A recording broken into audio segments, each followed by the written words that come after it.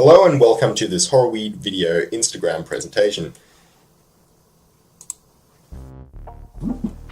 This presentation today is about the HP Pentium 4 computer that I found, which I thought might be a nice thing to do some XP games on. As you can see before, it was in quite a shocking state, and I've restored it to one that's pretty awesome.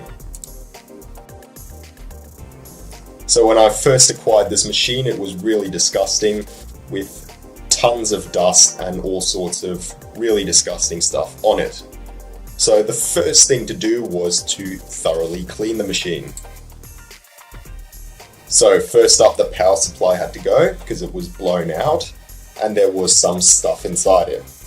And then secondly, I had to hose down the computer. I don't actually have any pictures of this, but here's a similar picture of what I did.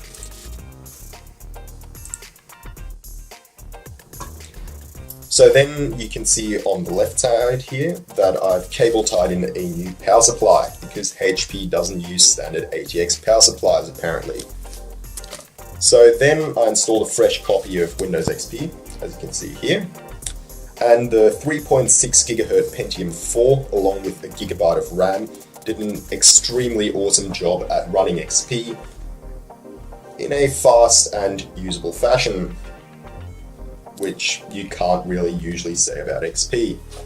But I have to admit, this Pentium 4 actually seemed to run XP a lot better than my Core 2 Duo machine did.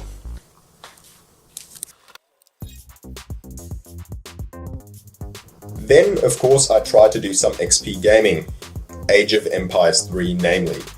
So obviously that was not going to happen on integrated graphics, so I had to sort out a graphics card that would fit into this machine.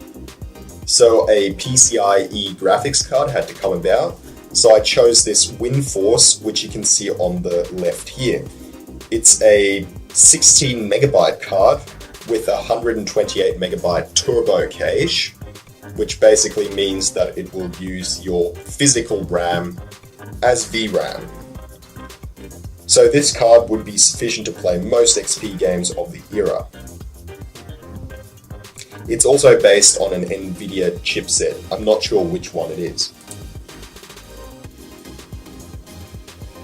So then obviously for XP gaming and all that, the cooling in this machine was really shocking.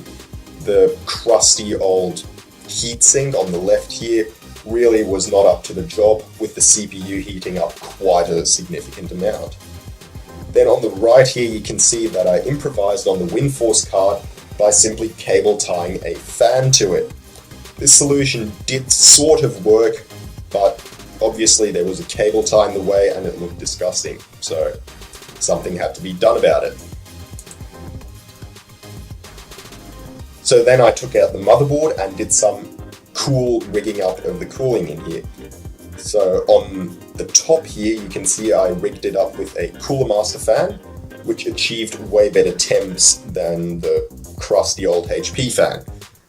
Then additionally I hot glued this fan to the WindForce card, allowing for way better temps on the WindForce card as well as less thermal throttling.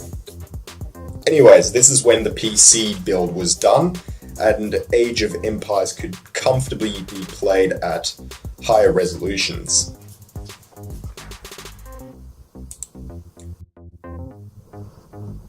And that's it for this Horrorweed video Instagram presentation. If you've liked it and if you've enjoyed watching it, please do leave a comment, maybe even like the video and subscribe.